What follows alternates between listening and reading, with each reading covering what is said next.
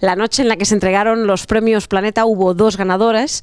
Dolores Redondo fue la ganadora del premio Planeta y el finalista lo tenemos con nosotros aquí en el programa. Podemos disfrutar de él unos minutos porque está en Barcelona para presentar este libro que es el finalista este año, este 2016, del premio Planeta. Lo tenemos aquí, El asesinato de Sócrates. Marcos Chicot, muchísimas gracias y felicidades sobre todo por ese premio, que cualquier premio es bonito, es bien recibido, pero un Planeta sabe mucho mejor.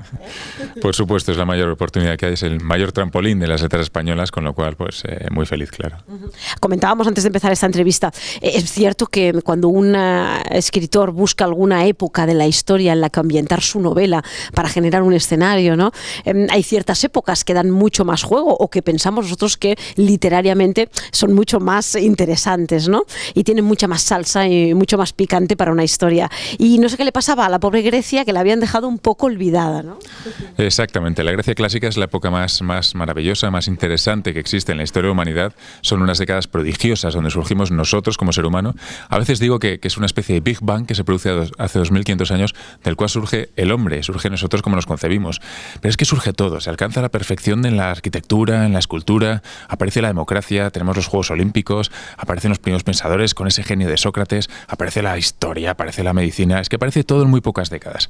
Sócrates, el gran pensador, hablamos de presocráticos porque Sócrates marca una frontera, un antes y un después en la historia del pensamiento y por lo tanto de la humanidad. Con lo cual es que no hablar de la Grecia clásica, no mostrar todas esas facetas maravillosas, pues será casi un pecado imperdonable. Por eso me fascina, por eso quiero escribir y no dejaré de escribir. Llevo 12 años escribiendo ya el mundo griego y en esta novela en concreto quería recrear la Grecia clásica en todas sus facetas. Además, yo no quería un decorado para los hechos de la novela. Quería mostrar todas las facetas más interesantes. Entonces vamos a ver a los personajes en los Juegos Olímpicos. El lector va a sentir que está acudiendo al oráculo de Delfos a hacer una consulta, va a estar en el teatro con Sócrates y con sus amigos, va a pasear por la Acrópolis, va a ver el Partenón, va a combatir en esas luchas de falanges, en esas guerras entre tirremes que se embestían unos a otros. Bueno, como digo, intenta mostrar todas esas facetas de la época más imprescindible de la historia de la humanidad.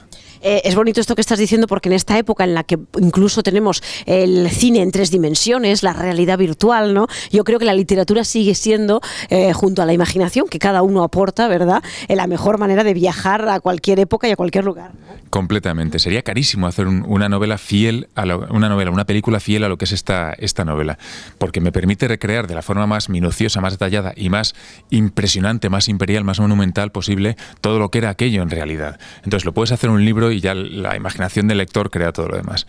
Pero como digo, no puedes dejar de leer esta novela si quieres saber realmente un poco de dónde venimos. Por ejemplo, la faceta política. Hay muchas escenas de asamblea, estamos hablando de la primera democracia del mundo, y quiere mostrar las luces y las sombras. Vas a ver a los primeros demagogos, vas a ver las primeras corrupciones, vas a ver los primeros hombres que intentan convencer a la asamblea, siempre apelando a las pasiones más negativas, más virulentas de los hombres, para arrastrarlos y convencerlos normalmente de sigamos con la guerra, invadamos, destruyamos, es decir, siempre lo peor, trayendo la muerte de miles de personas. Las personas que ya han leído esta novela están diciendo, oye, es que yo no sabía si me hablabas de la antigüedad o si estamos hablando del presente, porque es que estamos hablando de lo mismo. Qué desastre, qué políticos tan asquerosos, tan destructivos. Pues como digo, surgieron allí, desaparecieron durante 2000 y pico años, vuelve a aparecer la democracia hace relativamente poco y vuelven a aparecer los primeros defectos, corrupciones y hombres desastrosos. Es uno de los ejemplos de cómo viviremos ese paseo por esa Grecia, por todos esos escenarios por los que paseas.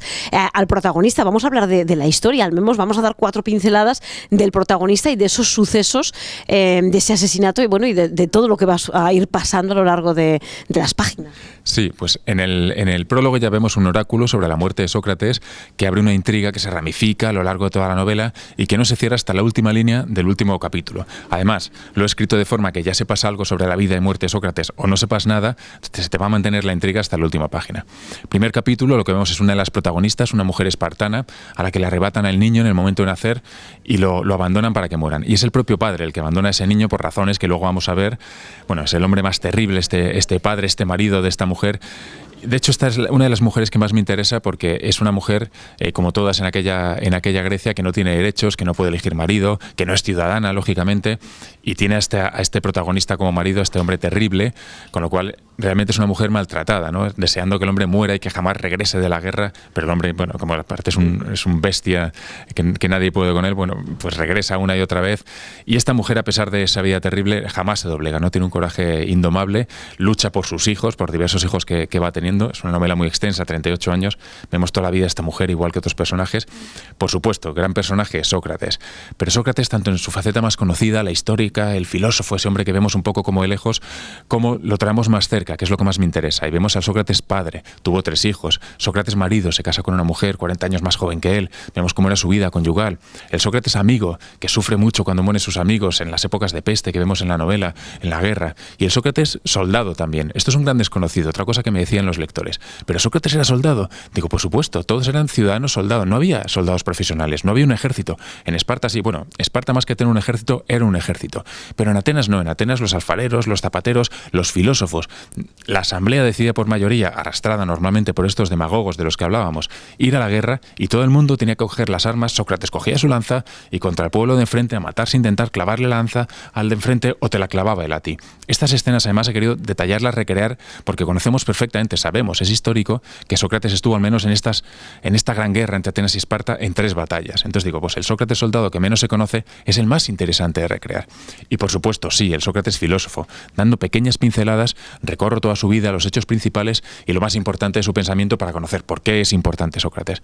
Premisa número 1, no exigir esfuerzo al lector, como mucho una pequeña pincelada en cada página. Acabas la novela, básicamente por el nivel de intriga, de aventura, de estar intentando no parar de leer. Siempre digo que quiero lectores con ojeras porque no encuentren dónde dejar de leer, capítulos cortos, tramas alternantes, pero acabas la novela, giras el libro, digamos, 90 grados y cada pincelada se suma y forma un cuadro completo de la Grecia clásica y de ese personaje inolvidable de Sócrates. Es lo que quiero, libros entretenidos, pero libros que te aporten algo más, que cuando los acabas no te olvidas de ellos, que dices, oye, qué maravilla, eso es lo que yo pienso como lector, que además me ha enseñado algo y me ha dejado unos personajes que nunca me olvidaré de ellos. Quizás sea esta la mejor manera de que gente más joven, que a lo mejor se tiene que enfrentar a esos estudios de historia, de filosofía, con todo ese temario, ¿verdad?, que exige pues el curso escolar, quizá a lo mejor una buena manera de viajar a otras épocas y de entender quién era Sócrates y su importancia después para la cultura actual, sea poder leer un libro como este, que es casi un viaje en el tiempo, ¿no? Pues completamente. A veces digo en broma que cuando empieza un curso, en vez de decir toma los libros de texto, deberían decir toma las novelas de este año. Esta es la de biología, la de historia, la de... Sería una manera ideal. De hecho, en muchos institutos ya es lectura obligatoria. Mi anterior novela, El asesinato de Pitágoras, lo tienen como lectura y profesores de diversas materias me dicen, oye, lo recomiendo a todos los chicos porque es un libro que les engancha y lo sé que ya desde los 12 años lo están leyendo y están muy enganchados a él. Les engancha y aprenden un montón casi sin darse cuenta o sin querer. Porque, como digo, se transita por el nivel de esos personajes ficticios, esas tramas que van, vienen, convergen, que sabes que van a generar momentos de mucha tensión, de mucha emoción. Hay escenas muy, muy intensas a lo largo de la novela. Y al llegar al final dices, ostras, lo que he aprendido casi sin querer, ¿no? Casi sin darme cuenta. En ese sentido reconozco que es un poco manipulación por mi parte, que tengo ese afán pedagógico, entonces reconstruyo con un rigor absoluto, además no hay ni la más mínima licencia. Llevo 12 años investigando, estudiando sobre el mundo griego, 4 novelas ya, para hacer la recreación más rigurosa posible, para que el lector sepa que no me estoy inventando cosas, que lo que aprende, lo aprende de verdad. Eso fue exactamente así, y si no, no lo pongo. O sea, mi investigación, mi búsqueda de objetos, tocarlos, saber que todo era exactamente así, es, puedo decirlo, absolutamente minuciosa. Bueno, pues es una suerte saber que tenemos escritores como tú, ¿no?, que nos ayudan a que esas asignaturas tocho, ¿verdad? O a eso que dices, no, a mí la historia no me interesa, a mí la filosofía, qué aburrido, ¿no? ¿Qué va? Quizá a lo mejor descubriendo poco a poco, a través de esos capítulos, otra hoja, ¿no?, ese enganche que tenemos a las historias, nos vamos todos culturizando un poquito en materias como la Grecia clásica pobre, que la tenemos ahí como muy olvidada, ¿verdad? Como si no hubiese sido importante, cuando tú muy bien, como decías al principio de la entrevista, es tan básico para entender el mundo actual, ¿no? Sí, es la época más importante. Se ha hablado y se ha escrito muchísimo de Roma. Somos grecorromanos, pero primero somos grecos, somos griegos. Los romanos, básicamente, sobre todo en sus primeros siglos, lo que hacen es aprender, estudiar, absorber de los griegos. Ellos reconocían completamente su deuda con los griegos. Los grandes pensadores, escritores romanos...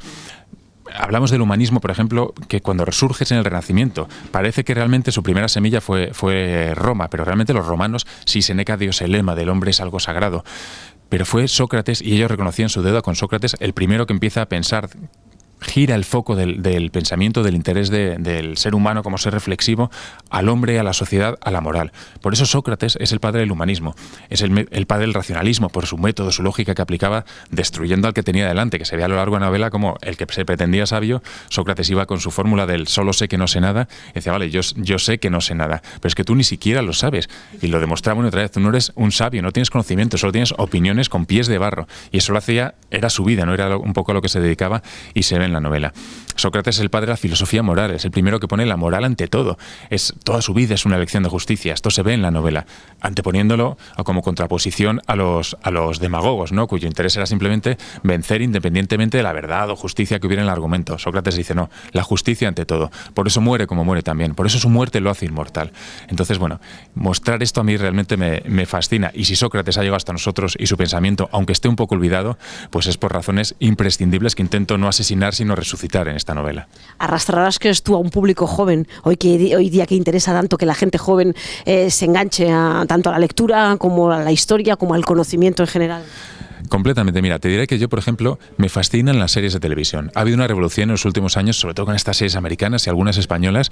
Yo veo muchas series de televisión. Las veo con el ordenador en las piernas, y cuando algo me intriga, cuando algo me emociona, cuando algo me hace necesitar seguir sabiendo qué va a pasar con la historia, lo anoto y digo, ¿cómo traduzco esto al lenguaje literario? Porque no puede ser que las series te fascinen, las veas además sin esfuerzo, pones tranquilamente en tu sofá, ves la serie y estás ahí enganchado. Y sin embargo te plantees un libro como algo que te da pereza, te puede exigir un esfuerzo aburrido. No. El libro te tiene que proporcionar la misma experiencia. Como digo, intento traducirlo al lenguaje literario, intento tener esos recursos para enganchar al lector, para que el lector esté sintiendo eso, que no hace esfuerzo. La lectura tiene que ser muy fluida. ¿Qué significa eso? Mucho esfuerzo para el escritor, para pulir, para que no se note el andamiaje y las costuras. Escribo, reescribo, hasta que digo, ya fluye todo. Se lo di a muchos lectores antes de dar el paso a la editorial, todo mi entorno, allegados, que me van diciendo, ya, todos los capítulos funcionan. Como algo le pongan algún pero, yo reescribo hasta que aquello, como digo, es absolutamente terso. Y cuando el lector ya transcurre de esta forma, le puedes meter un segundo plano de la recreación histórica, que es la que te permite aprender. Incluso un tercer plano. Y si el lector quiere seguir rascando y dice, pero en detalle quiero saber algo más sobre Sócrates, lo va a encontrar, pero de forma que no te exija nada, que esté allí, pero que, bueno, puedas pasar rápidamente por encima de ello.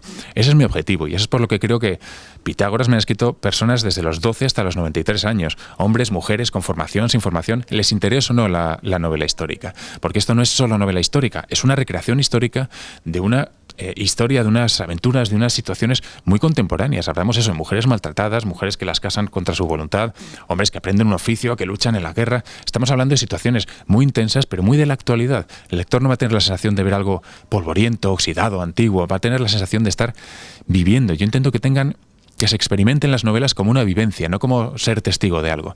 También hay una narración, ahí me pongo ya la gorra de psicólogo clínico, una narración muy interna de los personajes. Intento que se vea, incluso el narrador, la voz del narrador se adapta mucho a los personajes para que estés viviendo la historia desde dentro. Vas a ver sus sentimientos, vas a ver sus pensamientos, vas a ver las emociones que les produce pues todo lo que está ocurriendo. El propio entorno lo recreo siempre desde dentro de los personajes, con sus 5 sentidos. Entonces, creo que eso ayuda a que el lector se meta muy dentro y vaya experimentando la novela. Y creo que esto, y hacerlo de una forma fácil y fluida, es lo que hace que les guste mucho la de Pitágoras y la de Sócrates, que es un poco la misma estructura, aunque una historia diferente, pues espero que fascine tanto a adolescentes o preadolescentes, incluso hasta personas de cualquier edad y en principio de cualquier interés. Bueno, pues ya lo veis, ha dado bastantes pistas para escribir un libro, una novela, ¿verdad?, que llegue a ser premiada incluso como finalista del Premio Planeta. Marcos Chicot, El asesinato de Sócrates, un nuevo reto en tu carrera literaria, muy premiado, superado y sobre todo elogiado por un jurado importantísimo, el más importante que tenemos en España, que ha decidido que tu libro tenía que estar este año entre esos ganadores del Premio Planeta. Muchísimas gracias. Muchas gracias a vosotros.